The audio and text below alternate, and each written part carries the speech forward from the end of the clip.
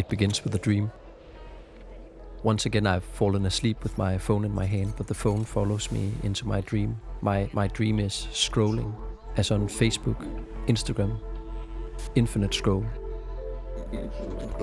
I no longer remember what the dream was about. I only remember this mesmerizing movement downwards through small squares of images and text.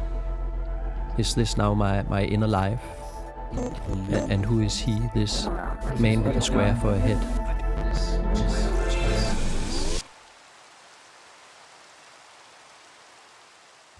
I wake up with an unreal feeling in my body, and I mean my dreams are fucking scrolling. What the fuck?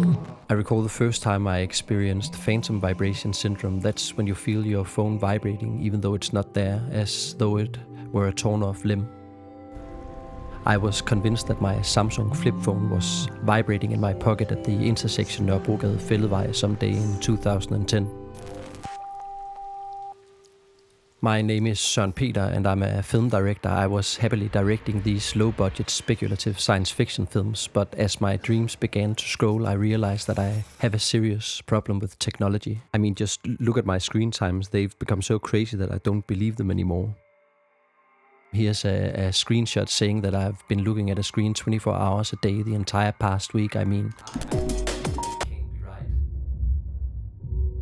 we live in an age where it's truly impossible to tell the difference between a computer-generated and a so-called real image. In fact, we barely even know what we are talking about anymore when we talk about real and fake. We've crossed the uncanny valley long ago, and yet we continue ahead as if it were a law of nature. Every day we step deeper and deeper into the age of information, or rather the age of information is stepping into us. It's a raging gold rush, and the human body is the main extraction site. Our actions are registered, compiled, analyzed, commodified, and expropriated while we doomscroll towards the abyss, while Mark Zuck, the lizard man, the Roman emperor, the demigod, he sits at the center of the web and sucks. No, wait. I want to begin with another dream. On April 1st, 2007, a subreddit emerged called rplace, where everyone had access to the same blank canvas 1,000 times 1,000 pixels. People could paint in 16 different colors, but only one pixel at a time. Once a pixel was placed, they had to wait 5 to 10 minutes before adding another one.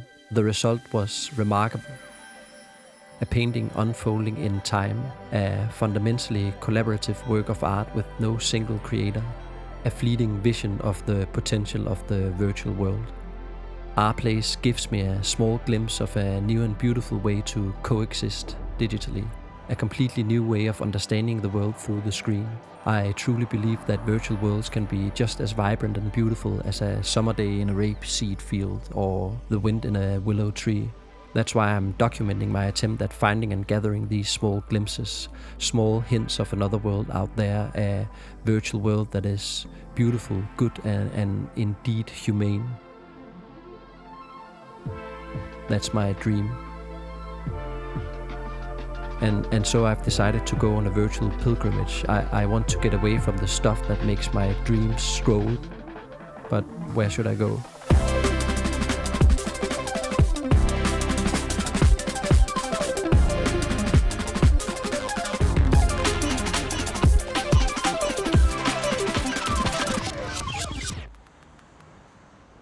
I rent a storage room in an old coffee roastery and hang up a square inspired by rplace.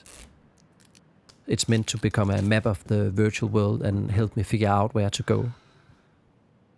But what would such a map even look like?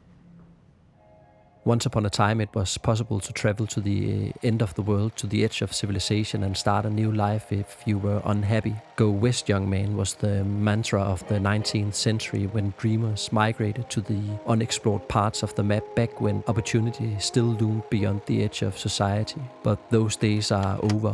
As political theorist Hannah Arendt writes in The Human Condition, it's a modern paradox that the great explorers of the past both enlarged the world but at the same time made it smaller as the blank spots on the map disappeared.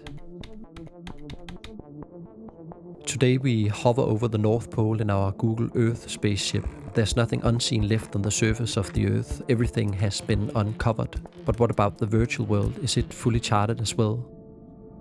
Or is there some kind of digital frontier like that of the 19th century? Some wild virtual outskirts where you can settle down and start over? And if so, how do I find it? I Google map of the internet, but the result is useless. I get something that could be a map of the neural pathways in the brain or perhaps the stars in a galaxy. I think it's a fundamental issue with the virtual world that I'm currently inhabiting, that it's a world with no up or down, no center or edge. Then I stumble upon another map of the internet, and this one is much better. It shows the most visited websites as countries with their size determined by the numbers of visitors. It reminds me of the Lord of the Rings style maps that I used to draw as a teenager. So this is the vast mainstream continent with Google, YouTube, Facebook, Amazon. That's where I am right now, in the heart of the virtual world, ruled by the suck caught in the web with dreams scrolling out of my ears. This is what I'm trying to escape. What I'm looking for must be some kind of lawless and dangerous place, but also a place fueled by mythology, dreams and possibilities. But how do I find such a place online? I Google lawless anarchy online and quickly find something interesting. A Minecraft server famously called the worst place in Minecraft. Its name is 2b2t and it's a so-called anarchy server and has achieved legendary status on the internet. It was created 14 years ago by the mysterious admin Housemaster, whose true identity remains unknown.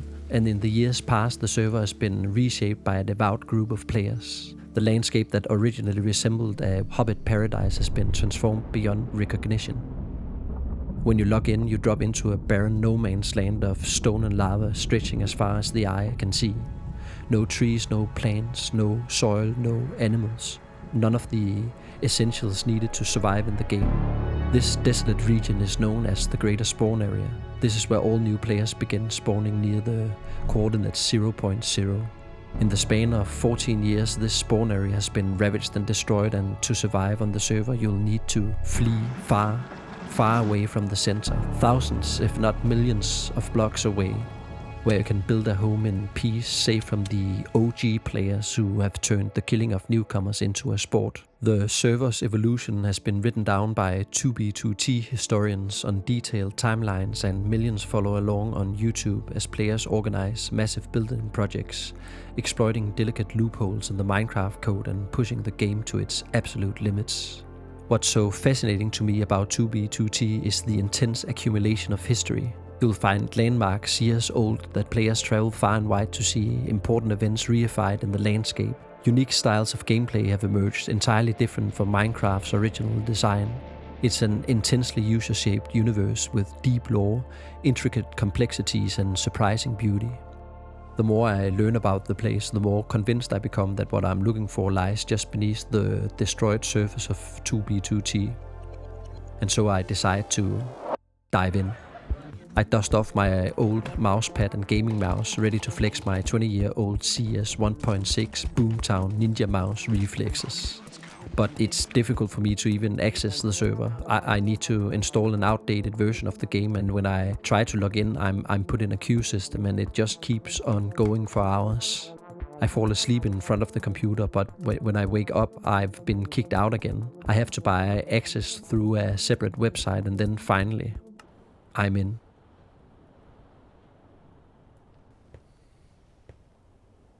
I choose a direction and just keep on going as far as I can.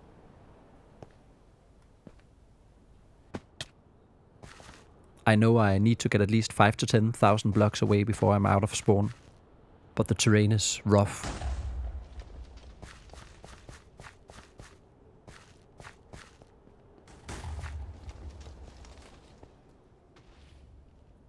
Just after I log in, I fall into a dark pit and I can't figure out how to get back up. I'm stuck in the pit for 20 minutes, so I try to figure out how to kill myself and start over. I die. Again. And again. And again.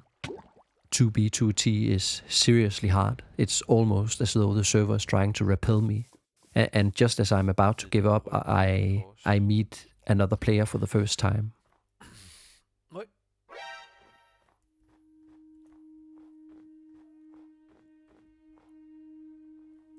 We size each other up like two suspicious wild tomcats in a back alley. But this person is not hostile at all. She immediately gives me food, which I devour like a starving refugee. Her name is MemeWoman, and she helps me all the way out of spawn by building a path through the underworld, even though it takes a couple of attempts for us to succeed. When we finally reach relative safety, I ask her if we can voice chat on Discord. Hello? And it turns out that MemeWoman is actually a young British guy who calls himself Dargan Man. I usually go by Dargan. And you're not a woman, just to make sure you... No, I'm not a woman. I try to explain what I'm doing here in 2B2T, but it's not that easy. I've been trapped inside these virtual worlds that the big corporations have made. Okay. And then I read about this server, and for instance, like this canal, it's like, do you know how long it is? I'm not 100% sure, but I think around 100,000 blocks, maybe a little longer. Yeah, 100,000 blocks, and that's like, if one block is a meter, right? Then that's like 100 kilometers. Yeah. And somebody built it like many years ago. And now it's right here, and I'm walking along it. So there is this kind of history. Yeah, history, and I get this feeling of something tangible or something real somehow. It feels more real. Yeah, fair enough. Does it make sense? So I changed the subject and asked MemeWoman what he's doing on 2B2T. Have you had any projects? Sort of. None of them huge, but kind of had this ongoing project where I made this really tiny hut, and I put it right at 0, right at the center. And obviously it would get destroyed. Yeah. Every couple minutes, but every time it got destroyed, I just make it again. MemeWoman has been repeatedly rebuilding the same house and spawn over and over again as a kind of rebellion against the constant destruction on the server. It's a bit futile, but it was... I must say, I think that's brilliant. Thanks. It's a really... Can we actually... Should we move along the canal while we talk? Yeah, go for it. I think if you just get in, then I can get in behind As we row along what is called the Southern Canal, MemeWoman tells me why he started his spawn-based project. And kind of said to myself, the point is this is going to get broken by somebody, and, you know, that somebody is going to do it with the intention... I say that to me it feels kind of like a performative artwork. To me it's like a performative artwork somehow. There is these like social logics that arise that wasn't designed by the game. You are kind of challenging this destructive tendency. Yeah. And that's like, you know, actually, I feel like that's kind of a bit what I'm looking for. Stuff like that. Do you know what I mean? Yeah, I get what you mean. MemeWoman tells me about the server's history and strange mechanics. He talks about the creation of the Southern Canal, which we are rowing along. How they used to build each block by hand, but now the veterans are using automated bots to streamline construction on the major building projects. Bots that can do it for you. But that still doesn't really make it much easier. The bots still need to be upkept, and you can't just, you know, press a button and leave it to it. You need to give them the materials and refill the bots and stuff like that. 2B2T is a fascinating mix of Minecraft's procedurally generated nature-like landscape shaped by logics of randomness, and then these oh-so-human constructions that have piled up over the years. Abandoned ruins, remnants of lived lives. The result is a terrain unlike anything else I've seen before, be it in the virtual or the physical world. Maybe we should look here as well. Have you ever had a dream that scrolled?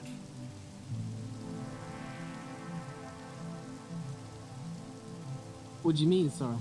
Have you tried, like, scrolling? Like, when you're like on Instagram, have you tried that you were having a dream and it was scrolling? Oh, to be honest, I'm not sure. I guess MemeWoman finds me a bit strange, and yet he spends hours acting as my guide on the server. Gotta watch your step usually. It is very... We travel via another highway. It's the server's main traffic arteries, built and maintained year after year. Kind of suburbs of London, 10 to 15 miles out. Eventually, we find a place where I can safely build a base. Here in the sand? Got a nice little pool there. Nice little forest. You're kind of in between a couple hills. I place my bed and thereby establish my home in the 2B2T wilderness. There aren't any walls yet, there aren't anything, but there is a bed and there is a crafting table. There is a dream. There is exactly.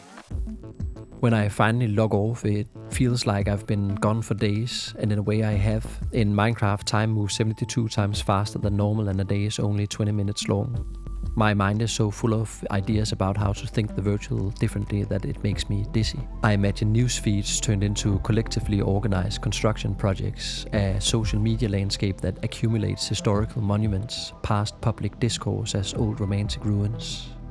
I ask myself, what's the boundary between the virtual and the physical? Is the boundary definitive and unmovable, or is it just as fragile and artificial as the window that separates my office from the backyard?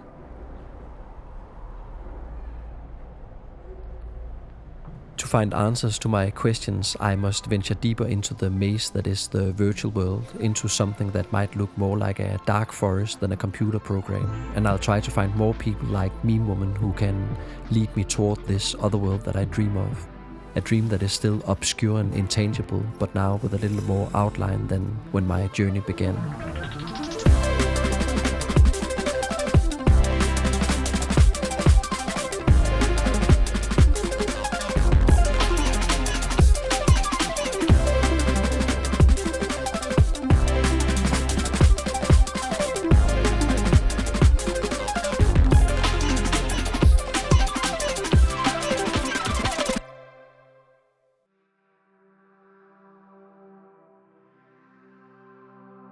It's been really broadening and opening of this whole world for me, and I've enjoyed the conversation a lot.